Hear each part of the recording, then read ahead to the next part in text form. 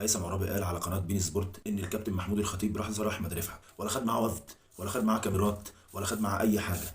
ده الفرق بين الانسان الخلوق اللي رايح فعلا يعمل واجب، مش مستني ياخد لقطه من حد، والفرق بين حد واخد معاه جميع القنوات المصريه. وللعلم النادي الاهلي من اول يوم متابع حاله احمد رفعت عن طريق الكابتن اسامه حسني، اتصل اكتر من مره، والكابتن محمود الخطيب اكتر من مره. الكابتن محمود الخطيب قعد مع احمد رفعت وقعد يهزر معاه اكتر من نص ساعه، ويقول له فاكر لما مضيت للاهلي من سنتين؟ وكان الحوار بينهم حلو جدا، وضحكه وهزر معاه وطمنه، وكان احمد رفعت مبسوط جدا. ده عن لسان هيثم عرابي. هيثم عرابي ما طلعش يصور صوره ولا اي حاجه. هي الصوره اللي حضراتكم شايفينها دي بس الوحيده، الصوره اللي اتاخدت هي الصوره الوحيده دي، واللي طلب ان الصوره دي تتصور هيثم عرابي. قال له يا كابتن انا ما بشوفكش بقالي كتير وعايز اتصور معاك، وهو ببقه اللي قال كده، وقال ان الكابتن محمود الخطيب كان رافض، بس انا اللي اصريت ان انا اتصور معاه لاني بقالي فتره ما بشوفوش. ده الفرق بين الحد اللي راح فعلا يعمل واجب والحد اللي راح ياخد اللقطه. ربنا يطهر الرياضه في مصر بقى، عشان الرياضه في مصر بعافيه بصراحه. لا عندنا منتخب ولا عندنا اتحاد كوره ولا في حاجه نافعه في الرياضه في مصر. مفيش غير الاهلي،